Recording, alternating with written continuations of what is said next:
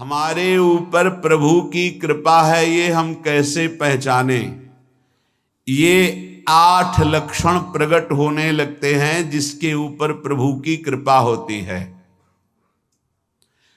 हमारे ऊपर प्रभु की कृपा है ये हम कैसे पहचाने, तो ये 8 लक्षण प्रकट होने लगते हैं जिस पर हरिजू की प्रियाजू की कृपा है। पहला, घोर अपराध करने वाले के प्रति भी दया की भावना, शांति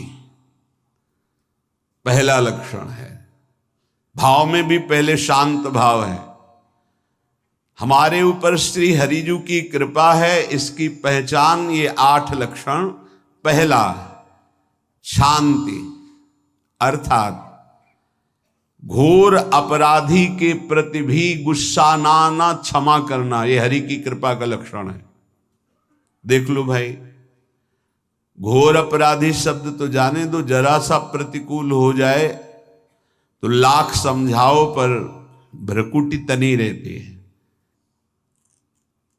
भला ऐसा है? अपराधी पर भी क्षमा का भाव होना, ये हरि कृपा पात्र में ही होगा, अन्य में नहीं। तो अगर अपने हृदय में ऐसा लगे कि ऐसा नहीं है तो हरिजू से प्रार्थना करनी चाहिए कि कृपा करो, मेरे में सामर्थ्य आवे।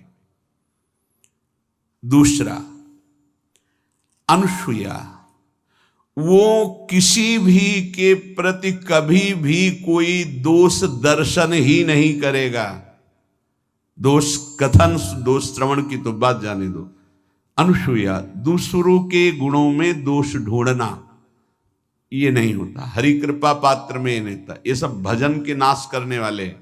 जैसे पहला अपराधी पर क्रोध कर देना, तो माया ने भेजा इसीलिए था कि तुम्हारे साथ व्यवहार ऐसा करे कि तुम क्रोध करो। क्रोध करोगे तुम्हारी ऊर्जा शक्ति नष्ट हो जाएगी, अध्यात्म में जो चलने की थी। और कहीं तुमने संकल्प कर लिया तो भजन शक्ति नष्ट हो जाएगी। तो अगर भजन बल है तो गया, जरूर उसको दंड मिलेगा, पक्का मिलेगा, 100% मिलेगा, लेकिन आप खाली हो गए। ना भजन करने की वृत्ति रहेगी और ना भजन रहेगा, दोनों बात। अनुसूया, किसी के सद्गुणों में दोष देखना, गुणों में दोष ढूंढना, ये हरि कृपा पात्र में नहीं होता। ये बहुत मंगलमयी बातें हैं जिससे हमारा भजन मार्ग पुष्ट होता है। तीसरा, वो बाहर से और भीतर से पवित्र रहता है, हरि कृपा पात्र। शौचाचार का ज्ञान होना चाहिए, वस्त्र आपके पवित्र होने चाहिए, ये बाहरी जल रज आदि के द्वारा बाहरी पवित्रता। और निष्कपटता, निश्चलता, सत्य भाव, ये अंदर की पवित्रता है। अगर कपट है, छल है, असत्य है तो हृदय मलिन रहता है। भीतर और बाहर से पवित्र रहना, इसमें खास बात क्या है? भीतर और बाहर से पवित्र रहने में, भीतर और बाहर से सदैव पवित्र कौन रह सकता है? तो बोले जो पुंडरीकाक्ष भगवान श्री हरि का प्रियाजू का स्मरण करता रहता है, वो शवायाभ्यंतर शुचि, वो बाह्य और अभ्यंतर दोनों से पावन रहता है। तीसरी जो कृपा का लक्षण है, अर्थात वो सदैव भगवत चिंतन परायण, शौचाचार का पालन करने वाला, बाहर और भीतर से हरि कृपा पात्र पवित्र रहता है। चौथा, ऐसे कार्यों का अनुष्ठान न करे जिनमें हमारा भजन छूटता है, जिनमें सत्य छूटता है, जिनमें भगवत भाव छूटता है। जैसे आपके ऊपर कृपा हुई, आप भगवत मार्ग में चल रहे हैं, अब आप ऐसे संसारिक कार्यों का अनुष्ठान कर रहे हैं जिनमें आपकी चित्तवृत्ति बिल्कुल भगवत विमुख हो रही, तो जीवन का लाभ क्या होगा? लाभ तो है भगवत स्मरण सहित। जैसे कल एक ने प्रश्न किया कि मैं खाता तो नहीं हूं लेकिन मांस की दुकान में मांस बेचता हूं, होटल आदमी, क्या उचित है? ये उचित कैसे हो सकता है?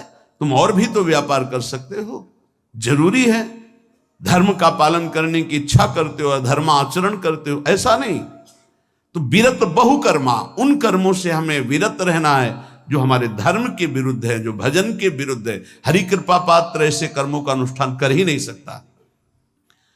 अपने भजन का फल देखना भगवत कृपा पात्र के, सबको प्रदान कर देना। हिम्मत है? अपने भजन, इतनी मेहनत से किया हुआ भजन, भजन होने के बाद हे प्रभु इस भजन का फल हो, सर्वे भवन्तु सुखिना सर्वे सन्तु निरामयः। यहां तो कहते महाराज एक माला रोज आपके लिए करता हूं कि आपकी बीमारी ठीक रहे, तो शेष किसके लिए करते हो प्रभु? शेष क्या? अगर इष्ट और गुरु के लिए तुम्हारा है कि एक माला करते तो फिर इतनी माला करते तो हमें क्या होगा? सब आपको दे देंगे तो हमें क्या होगा? तभी भजन का रहस्य नहीं जाना। छठवां, अपने भजन से अपने लिए कुछ भी ना चाहना, और दूसरों की तो बात जाने दो, दूसरों से कुछ ना चाहना ये तो ठीक है, अपने भजन से अपने लिए कुछ ना चाहना है हिम्मत। देखो ये हरि कृपा पात्र में हिम्मत होती है। अपना भजन अपने प्रयोग में ना लाना, इसका भी आंतरिक रहस्य है। अपने प्रयोग में आप शरीर को लेकर के बोलेंगे, अगर स्वरूप को लेकर तो प्रयोग की कोई वहां जरूरत ही नहीं, स्वरूप पूर्ण काम है, वहां कोई अभाव नहीं। जब आप कोई भाव अपने लिए करेंगे तो देह भाव होगा, देह भाव से किसी विषय की मांग होगी।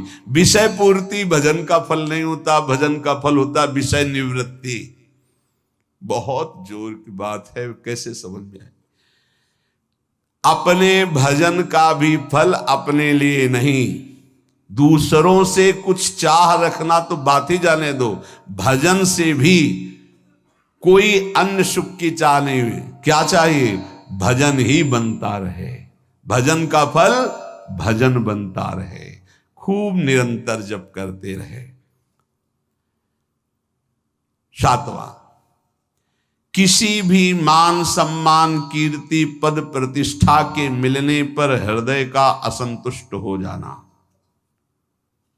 यह हरि कृपा पात्र का लक्षण होता है। प्रणाम नमस्कार जय हो तो हृदय में असंतुष्ट हो जाना चाहिए। कोई किंचन मात्र अभिमान न उदय हो जाए। प्रभु बचाओ, ये माया की चकाचौंध से बचा लो नाथ। कौन सा अपराध बन गया कि आपकी जय की जगह यहां हमको ऐसा सुनना पड़े। मान प्रतिष्ठा कीर्ति जिसके लिए बड़े बड़े लालायित रहते, हरि कृपा पात्र को विष की तरह चुभती है। और आठवां, किसी भी प्राणी समुदाय से संबंध ना रखते हुए सब पर दया की भावना, सब पर कृपा की भावना, सब पर करुणा मैत्री, पर किसी से ममता नहीं। ये सूत्र बहुत व्यवहार में प्रयोग करने योग्य है। सबसे करुणा और मैत्री, पर किसी से ममता नहीं। करुणा तो करी भरत जी ने, मैत्री भी की मृग से, पर ममता रहित नहीं रहे। ममता कर ली तो अगला जन्म हिरण का हो गया। ममता नहीं रखनी। निर्ममो निरहंकारा, करुणा मैत्री तो करनी है, जैसे इसमें आदेश है, गीता में जी आदेश है, अद्वेष्टा सर्वभूतान मैत्र करुण एवच, पर निर्ममो निरहंकारा, ये साधक की चतुरता है। प्राण मात्र पर दया कृपा करुणा मैत्री, पर ममता नहीं। ममता किसी से, और यहां करुणा मैत्री ये तो गायब हो गई, केवल ममता रह गई है।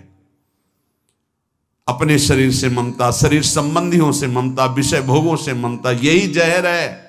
संबंध में ये ममता ही जहर है, विचारों में अहंकार जहर है, कर्मों में ये आसक्ति जहर है। इसी जहर को मिटा दे तो जीवन मुक्त महापुरुष कर्म करते हुए, विषय सेवन करते हुए, वार्ता करते हुए, विचार करते हुए, बिल्कुल जहर रहित उसका जीवन हो गया। तो ये 8 बातें हरि कृपा पात्र में होती हैं, इनको बार बार सुनना और हृदय में धारण करना।